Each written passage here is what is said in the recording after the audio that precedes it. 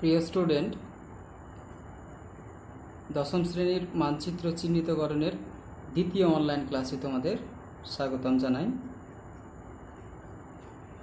দেখো, আজকে তোমাদের আলোচনা করব ভারতের জল সম্পদ, মানে বিভিন্ন ধরনের নদ নদী আর হ্রদগুলি সম্পর্কে। এছাড়াও ভারতের জলবায়ুর উপরে যে সমস্ত বিষয়বস্তুগুলো পরীক্ষাতে আসে সেইগুলি সম্পর্কে। তো প্রথমেই দেখো, ভারতের যে সমস্ত নদ নদীগুলি পরীক্ষাতে আসে সেইগুলি সম্পর্কে। এদের মধ্যে কিন্তু একটা অবশ্যই আসবেই কিন্তু পরীক্ষাতে তোমাদের। তার মধ্যে যেইগুলো আজকে অঙ্কন করব সেই তার মধ্যে থেকেই কিন্তু একটা থাকবে। সেটা কিভাবে অঙ্কন করতে হয় এবং অঙ্কন করলে পূর্ণ মার্কস পাওয়া যায় সেটা দেখো। দেখো, দক্ষিণের একটা গঙ্গা বলা হয়, দক্ষিণের গঙ্গা, যাকে বলা হয় দক্ষিণের গঙ্গা। এই নদীটির নাম কাবেরী নদী। এই নদীটি সৃষ্টি হয়েছে এই পশ্চিমঘাট পর্বতের ব্রহ্মগিরি পাহাড় থেকে সৃষ্টি হয়ে এদিকে বঙ্গোপসাগরে মিশেছে।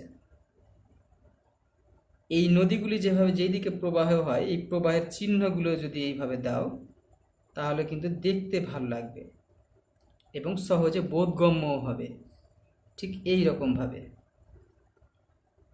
আর এর সঙ্গে সঙ্গে নদীগুলোর নামও লিখবে। যদি 1 নম্বরে থাকে তাহলে কিন্তু নম্বর দিয়ে লিখবে নির্দিষ্ট, আর এখানেই লিখবে, অন্য কোথাও লিখতে যাবে না। যদি কাবেরী নদী আসে তাহলে কাবেরী নদী কথাটি ঠিক এই রকম করেই লিখবে। যদি না আসে, যদি বলে দক্ষিণের গঙ্গা, তাহলেও কিন্তু এই কাবেরী নদী কথাটি লিখবে, ব্র্যাকেটে লিখবে দক্ষিণের গঙ্গা।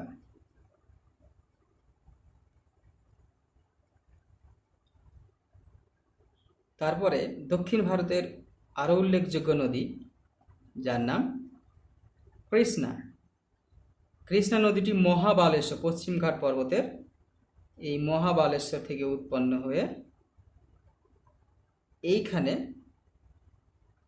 এই বঙ্গোপসাগরে মিশেছে। এই বঙ্গোপসাগরে এর দুটো মিশেছে। এর আরেকটা উল্লেখযোগ্য নদী রয়েছে, উপনদী, যার নাম তুঙ্গভদ্রা। এই তুঙ্গভদ্রা নদীটিও তোমরা এখানে অঙ্কন করে দিতে পারো, তাহলে কিন্তু দেখতে ভালো হবে। আর এই চিহ্নগুলো অবশ্যই দিবে, তাহলে কিন্তু দেখতে ভালো হবে। নম্বর সহ কৃষ্ণা নদী।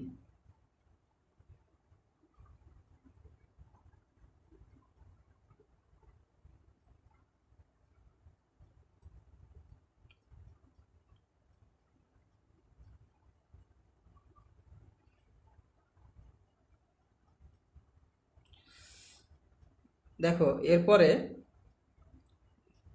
যাকে বলা হয় দক্ষিণ ভারতের গঙ্গা, এইখানেই মিশেছে নদীটি, এখানেই মিশেছে। এই নদীটি উৎপত্তি লাভ করেছে এই পশ্চিমঘাট পর্বতের, এই পশ্চিমঘাট পর্বতে উৎপত্তি লাভ। পশ্চিমঘাট পর্বতে তোমরা জানো ত্রিম্বক নামে একটা উচ্চভূমি রয়েছে। এই ত্রিম্বক উচ্চভূমি থেকেই সৃষ্টি হয়ে এই নদীটি এইখানে এসে কৃষ্ণা নদীর কাছে বঙ্গোপসাগরে মিশেছে। একে বলা হয় দক্ষিণের গঙ্গা, দক্ষিণ ভারতের গঙ্গা, দক্ষিণ ভারতের গঙ্গা।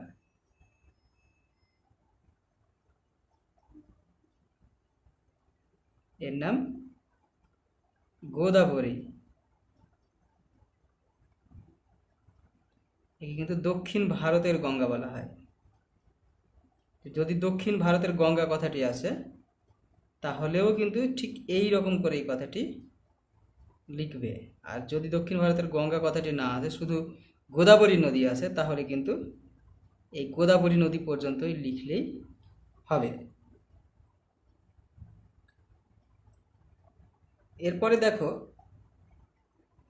একটা উড়িষ্যা আর ছত্তিশগড়ের উল্লেখযোগ্য নদী, যার নাম মহানদী। এই মহানদীর এইটুকু অংশেই রয়েছে দ্বিতীয় সুন্দরবন।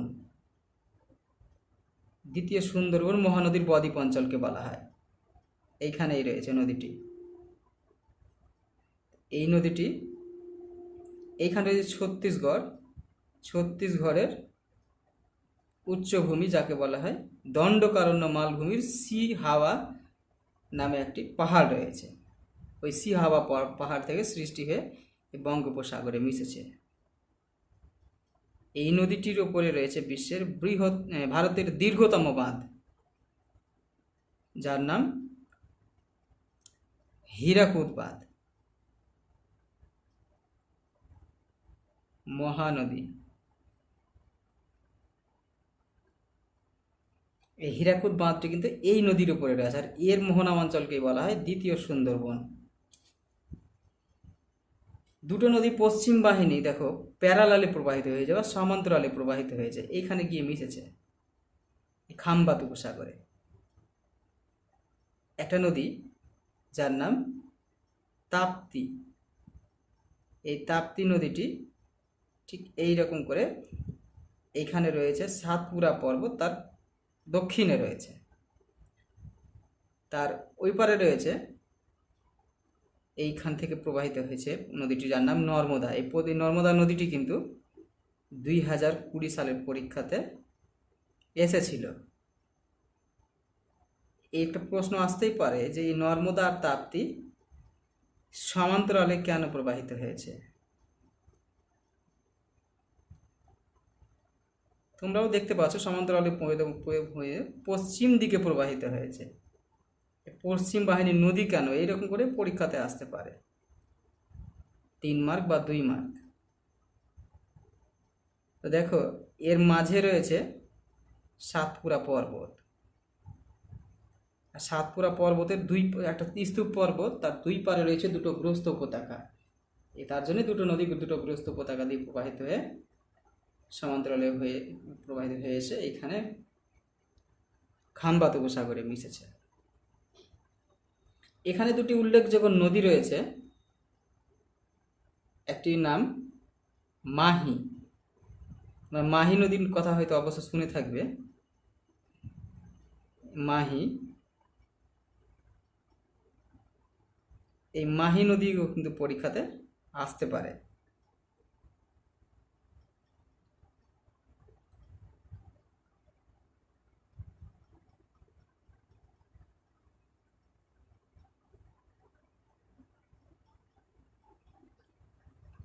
এখানে আরেকটি উল্লেখযোগ্য নদী রয়েছে, যার নাম সবরমতী।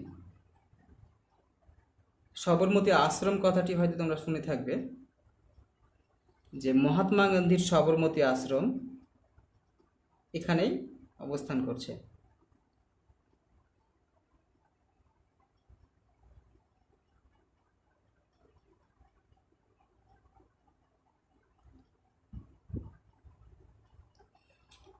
দেখো এখানে কচ্ছের রণ রয়েছে, এখানে কচ্ছের রণ রয়েছে।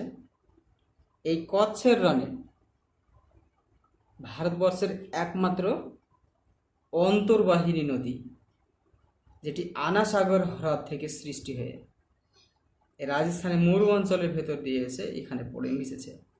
এই কচ্ছের রণ, এই জন্য যেহেতু অভ্যন্তরে মিশেছে, এই জন্য একে বলা হয় অন্তর্বাহিনী নদী। এই নদীটি আনা সাগর হ্রদ, এই আরাবল্লী পর্বতের কাছ থেকে, মাউন্ট আবুর কাছ থেকে, এর নাম ভারত। এভাবে আসতে পারে ভারতের একমাত্র অন্তর্বাহিনী নদী।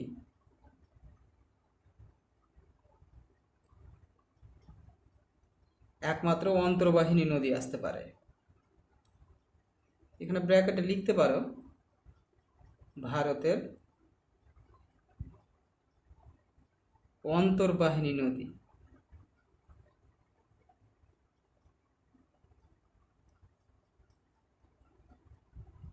এই কথাটিও পরীক্ষাতে আসতে পারে, তখন কিন্তু ঠিক এই রকম করেই লিখতে হবে।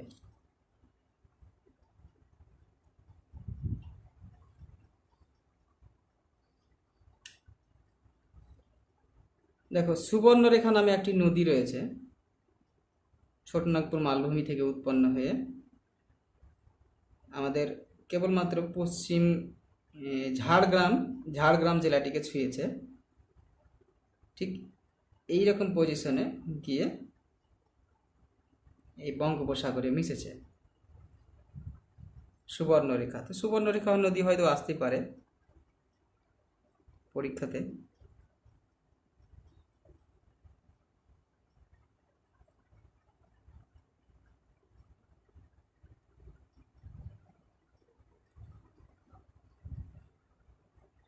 তারপরে দেখো, ভারতের দীর্ঘতম নদী। ভারতের দীর্ঘতম নদী গঙ্গা। এই নদীটি ঠিক এইখানে গঙ্গোত্রী হিমবাহ থেকে উৎপত্তি লাভ করে বিহার, উত্তরপ্রদেশ আর বিহারের ভেতর দিয়ে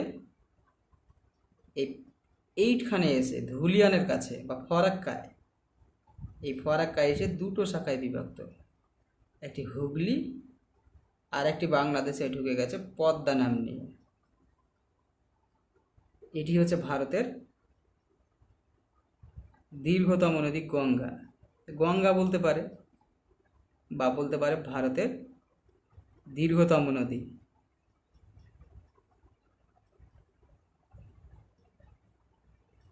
শুধু গঙ্গা বলতে পারে, ভারতের দীর্ঘতম নদীও কথাটি বলতে পারে।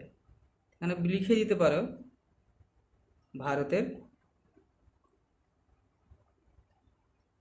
দীর্ঘতম নদী। ভারতের দীর্ঘতম নদী কথাটি আসলেও গঙ্গা কথাটি লিখতে হবে। তারপরে দেখো, একটি উল্লেখযোগ্য নদী যার নাম ব্রহ্মপুত্র। এই ব্রহ্মপুত্র এখানে চেমায়ংদং, তিব্বতের চেমায়ংদং হিমবাহ থেকে উৎপত্তি লাভ করে। এইটুকু স্থানের নাম সাংপো।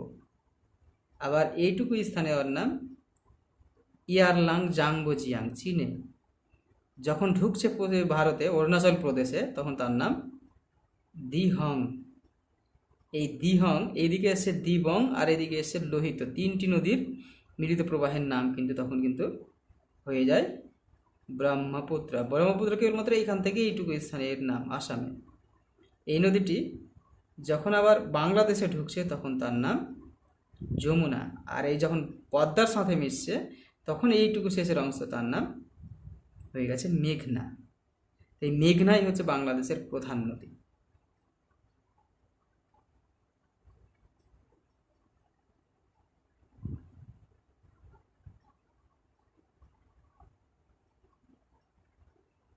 ব্রহ্মপুত্র নদ। আর একটা নদী ঠিক এর বিপরীতে প্রবাহিত হয়েছে, যার নাম সিন্ধু। এই সিন্ধু নদীটা কিন্তু এই পাকিস্তানের প্রধান নদী। এই পাকিস্তানের লাইফলাইন বললেও হয়। পাকিস্তান না হলে, এই নদীটা না হলে পুরোপুরি সে মরুভূমিতে পরিণত হতো।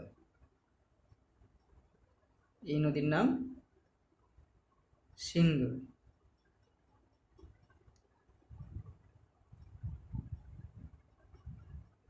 সিন্ধু নদ।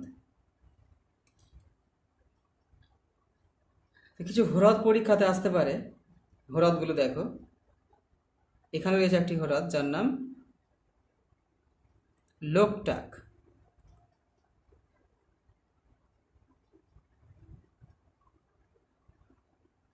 মণিপুরে রয়েছে লোকটাক হ্রদ। এখানে একটি হ্রদ রয়েছে যার নাম উলার হ্রদ, ভারতের বৃহত্তম মিষ্টি জলের হ্রদ উলার, বা ভারতের বৃহত্তম হ্রদ। পরীক্ষাতে যাই দিক না কেন, ভারতের বৃহত্তম হ্রদ দিক আর ভারতের বৃহত্তম মিষ্টি জলের হ্রদ বা স্বাদু জলের হ্রদ দিক, এটাই কিন্তু অ্যান্সার হবে। এখানে আরেকটি হ্রদ রয়েছে ডাল হ্রদ, তো এই ডাল হ্রদটা পরীক্ষাতে সেরকম আসে না।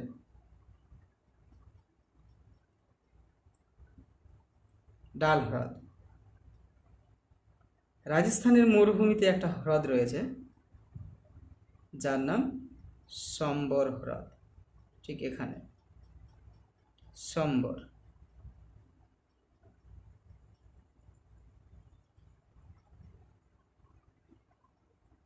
এখানে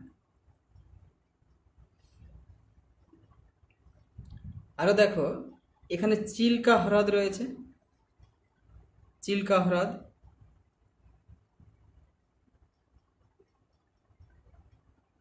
এই চিল্কা হ্রদটি কি রকম ভাষায় আসলে চিল্কা হ্রদ অ্যান্সার? সরাসরি চিল্কা হ্রদ বললে এখানে এইভাবেই ইন্ডিকেট করবে। আবার বলতে পারে ভারতের বৃহত্তম লেগুন, বলতে পারে লেগুন, বা উপহ্রদও বলতে পারে কথাটি। ভারতের বৃহত্তম লেগুন বা ভারতের বৃহত্তম উপহ্রদ, এইরকম করে প্রশ্নটা করতে পারে, তাহলে অ্যান্সারটা কিন্তু চিল্কাই হবে। তখন কিন্তু এভাবেই লিখতে হবে, সেই উপহ্রদ বলুক আর লেগুনই বলুক। যদি শুধু চিল্কা বলে তাহলে এই কথাটি লেখার দরকার পড়বে না। এখানে রয়েছে ভেম্বানাদ। ভেম্বানাদের আমরা প্রত্যেকেই নাম জানি। এই ভেম্বানাদটি হচ্ছে একটা পশ্চাৎ জলাভূমি যেটি অবস্থান করছে মালাবার উপকূলের কেরালাতে। এরা ভারতের বৃহত্তম কয়াল। তোমরা জানো যে এই মালাবার উপকূলে এই পশ্চাৎ জলাভূমিগুলিকে বলা হয় কয়াল। ভারতের বৃহত্তম কয়াল যদি আসে তবু এই ভেম্বানাদ কথাটি ঠিক এরকম করেই লিখবে। এই নম্বরগুলো দেওয়া ছুটে যাচ্ছে, তোমরা কিন্তু দিয়ে নিবে। এছাড়াও একটি হ্রদ রয়েছে এই গোদাবরী আর কৃষ্ণার মাঝে, ঠিক এই রকম জায়গাতে, সমুদ্রের উপকূলবর্তী অঞ্চলে, ঠিক এখানেই রয়েছে। পয়েন্টটা যাই হোক তোমরা একটু দেখে নিবে। এই দুটো নদীর মাঝে, যার নাম কোলেরু হ্রদ। কোলেরু হ্রদ এখানে রয়েছে, দুটো নদীর মাঝ বরাবর। দেখো এখন পর্যন্ত যেটুকু অঙ্কন করেছি এর ভিতর থেকে একটা অবশ্যই আসবে, দুটাও আসতে পারে। আবার বলছি, একটা অবশ্যই আসবে, দুটো পরীক্ষাতে আসতে পারে, আসার চান্স রয়েছে।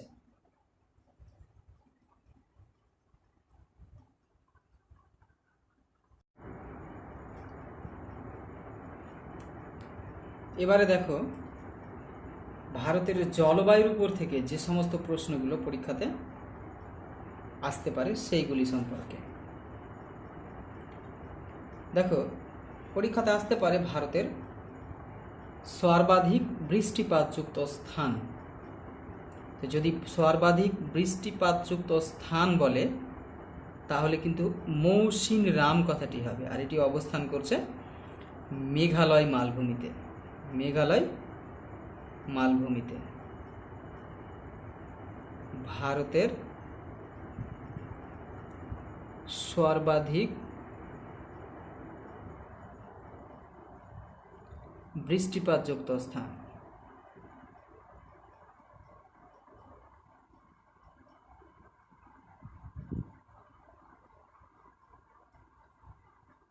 তোমরা ব্র্যাকেটে অবশ্যই কথাটি লিখবে মৌসিনরাম। মৌসিনরাম যদি কথাটি সরাসরি আসে তাহলে কিন্তু ব্র্যাকেটে লেখার দরকার নেই, এখানে সরাসরি লিখবে। আর যদি ভারতের সর্বাধিক বৃষ্টিপাতযুক্ত স্থান কথাটি আসে তাহলে এই পয়েন্টটা দিয়ে অবশ্যই ব্র্যাকেটে মৌসিনরাম লিখতে হবে, নাহলে হাফ মার্ক কিন্তু কাটা যাবে। এটা সর্বাধিক বৃষ্টিপাতযুক্ত স্থান। যদি অঞ্চল বলে তাহলে কিন্তু এখানে মেঘালয় মালভূমিটাকে করবে, এখানে পুরো অংশটা মেঘালয় মালভূমি, এইটুকু অংশ। তোমরা আগে ভূপ্রকৃতিতে অঙ্কন করেছো যে মেঘালয় মালভূমি কোনটুকু, এইটুকু অংশ করলেই হবে। বলতে পারে ভারতের শুষ্কতম অঞ্চল। ভারতে সব থেকে কম বৃষ্টিপাত হয় এখানে মরুস্থলীতে। তোমরা জানো মরুস্থলী, যাকে মৃতের স্তূপ বলা হয়, মৃতের দেশ বলা হয়, মৃতের দেশ, western most point of Thar desert along the border Pakistan and India, বা ইন্ডিয়া পাকিস্তান সীমান্তে। এখানেই রয়েছে, এখানে লিখবে ভারতের শুষ্কতম স্থান। স্থান কথাটি না আসবে না, সাধারণত হয়তো অঞ্চল কথাটি আসবে। অঞ্চল, অঞ্চল কথাটি আসলেই কিন্তু এইটুকু পয়েন্ট করবে। আর এখানে লিখবে ব্র্যাকেটে মরুস্থলী। মরুস্থলী সরাসরি যদি আসে তাহলে এইটুকু পয়েন্ট করবে, আর যদি শুষ্কতম স্থান আসে তাহলে কিন্তু ঠিক এইরকম করেই লিখবে। নম্বরগুলো দিয়ে দিবে, যে নম্বরগুলো আমি দিচ্ছি না, তোমরা নম্বরগুলো যদি পরীক্ষাতে 1 2 3 যেভাবে আসবে এই পাশে পাশে কিন্তু দিয়ে নিবে। কিন্তু একটা কথা, যদি আসে পরীক্ষাতে যে ভারতের শুষ্কতম স্থান, এটা কিন্তু ম্যাপে আসে না, জেনারেলি আসবে না, সেটা হচ্ছে জয়সলমীর। জয়সলমীরটা ঠিক এইরকম জায়গাতে রয়েছে। দেখো, ভারতের গুরুত্বপূর্ণ দুটো বৃষ্টিছায়া অঞ্চল রয়েছে। একটা আছে শিলং মালভূমি, মেঘালয় মালভূমির উত্তরে শিলং মালভূমি। এখানে বৃষ্টিপাতযুক্ত স্থানে শৈলক্ষে বৃষ্টিপাত বেশি হয়, তার জন্য এখানে মৌসুমী সৃষ্টি হয়েছে। এর উপরে রয়েছে শিলং মালভূমি, এটা উত্তর পূর্ব ভারতের বৃষ্টির ছায়া অঞ্চল শিলং মালভূমি। এই কথাটি দুই রকমভাবে আসতে পারে। সরাসরি বলতে পারে যে শিলং মালভূমি, আবার বলতে পারে ভারতের একটি বৃষ্টির ছায়াযুক্ত অঞ্চল, আবার বলতে পারে উত্তর পূর্ব ভারতের একটি বৃষ্টির ছায়াযুক্ত অঞ্চল, যেটুকু অংশ উত্তর পূর্ব ভারতের। এটা এখানে লিখতে পারে উত্তর পূর্ব ভারতের বৃষ্টির ছায়া অঞ্চল।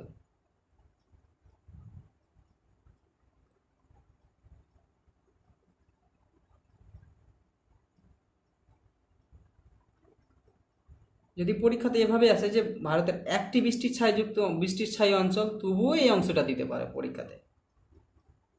আর একটি রয়েছে বৃষ্টির ছায়া অঞ্চল, এইটুকু দক্ষিণ ভারতের পশ্চিমঘাট পর্বতের পূর্ব ঢাল।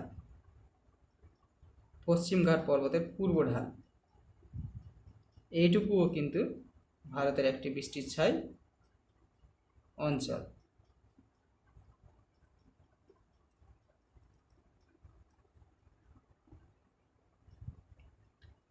এখানে লিখতে পারো, এখানে যে যদি পরীক্ষাতে আসে যে ভারতের একটি বৃষ্টির ছায়া অঞ্চল, তাহলে এই প্রশ্নটা আসার সম্ভাবনাই বেশি রয়েছে। ভারতের একটি বৃষ্টির ছায়া অঞ্চল বা বৃষ্টির ছায়া অঞ্চল।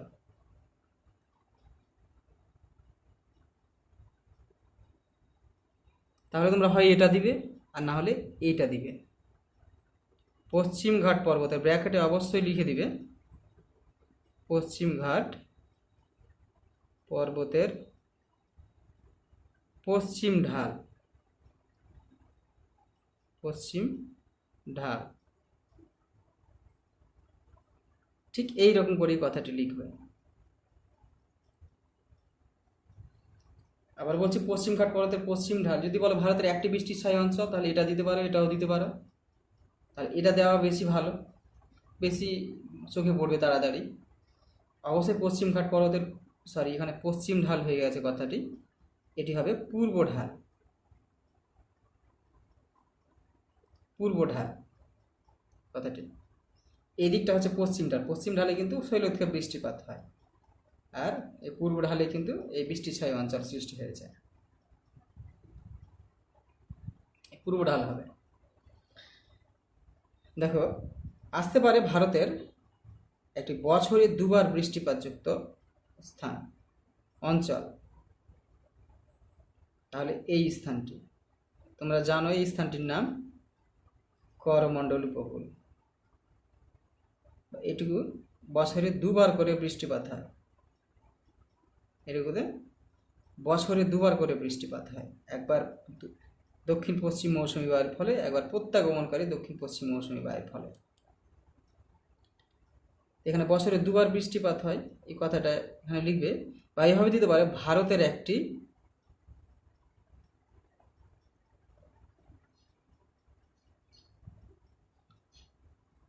বৃষ্টিছায় অঞ্চল, সরি, দুইবার বৃষ্টিপাতযুক্ত অঞ্চল।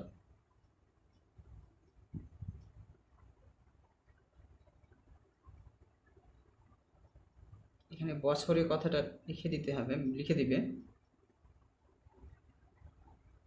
বছরে দুবার বৃষ্টিপাতযুক্ত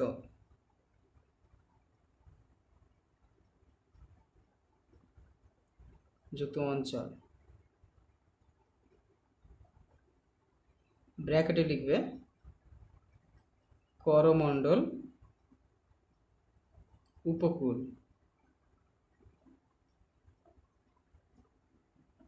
আবার বলছি, করমণ্ডল উপকূল, এই কথাগুলো কিন্তু ব্র্যাকেটে লিখতে ভুলবে না। ভুলে গেলেই হাফ মার্ক করে বাদ চলে যাবে, আর হাফ মার্ক কিন্তু খুব বড় একটা মার্ক। সবসময় কথাটি মনে রাখবে। এটা বলতে পারে দক্ষিণ ভারতের দুবার বৃষ্টিপাতযুক্ত অঞ্চল, এই প্রশ্নটা।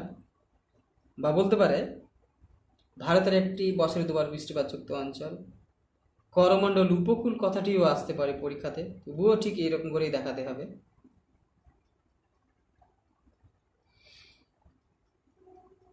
আবার বলছি, যদি সর্বাধিক বৃষ্টিপাতযুক্ত অঞ্চল বলে, তাহলে মেঘালয় মালভূমিটুকু দেখাবে। এটুকু এখানে রয়েছে মেঘালয় মালভূমি, এই শিলং মালভূমির দক্ষিণে। ঠিক এই রকম প্রশ্নগুলোতে এখান থেকেই হয়তো একটা প্রশ্ন পরীক্ষাতে আসবে। এই 5টা প্রশ্ন থেকেই একটা প্রশ্ন কিন্তু পরীক্ষাতে আসবে, তোমরা ভালো করে দেখে নিবে। তো আজকের মতো এ পর্যন্তই।